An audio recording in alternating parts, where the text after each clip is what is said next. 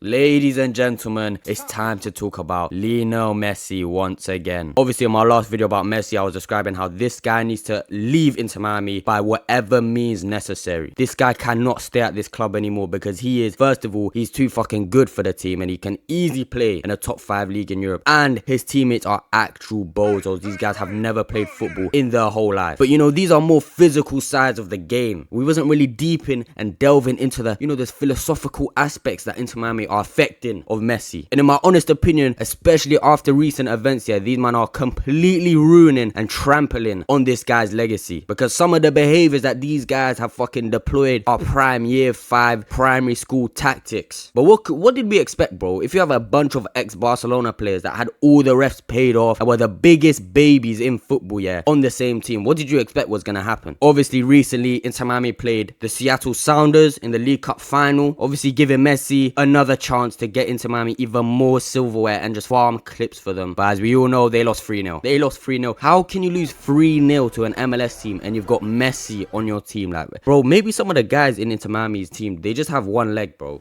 There's no, it can't be possible. But obviously, we're gonna talk about the game, and I'm gonna talk about two things that the MLS and Inter Miami are doing that absolutely are running Messi's fucking legacy into the ground. The first one is the constant glazing of Messi. Like, it's actually getting to a point where it's overboard now. Like, I love Messi as much as the next guy, but this is just giving so much ammunition to Messi haters. I mean, this guy got man of the match from one of the broadcasters for this game. Like, how can you get man of the match for a game you lost 3-0 in, bro? And it is cool, you can play amazingly, but he didn't. Objectively, he did not. Now, Messi fans, don't get angry, bro. I'm not saying Messi shit. I'm just saying in that game, objectively, this guy was not the best player on the pitch. He got slapped 3-0, and yet he still got given man of the match by one of the broadcasters. I mean, what? It's just, it doesn't make any sense. And that's why, as someone who likes, I'm gonna be honest, I like Ronaldo more. This sort of goes with the notion of Messi's gotten everything gifted to him in his career. If he's just getting actual man of the match awards gifted to him in games that he's losing 3-0 in, like, how the fuck does that make any sense? And the second thing is the behaviors of some of the Inter Miami players is absolutely disgraceful. It's embarrassing, bro. You might are grown men and you're beefing like this over kicking a ball around into little nets, bro. You might are stupid, bro. But the beefing that these guys had was something ridiculous. We were seeing legends of the game turn into literal children. Suarez, who we obviously know has a terrible track record for shit like this, spits on one of the Seattle Sounders staff members. Like, that's disgraceful, bro. This guy, you know what? Just ban him for like 10 games. He only has 10 games left in his career because this guy cannot run. So ban him for 10 games and he'll just retire, bro. But even guys like Busquets, this guy banged a 20-year-old in the face, bro, over football. Like, what the fuck is going on, fam? What is this? And as much as I don't want to say it, but Messi's getting influenced by these guys, bro. Maybe he's always been like this. We don't know. Maybe there's a conspiracies coming to light, bro, that Messi might have always been this arrogant guy. But this guy's telling Argentinian players, oh, you're never gonna play for Argentina as long as I'm involved. What the fuck sort of blackmailing is this, bro? You're playing in the MLS, my dog. You've won the World Cup, 4 Champions Leagues, Copa America twice,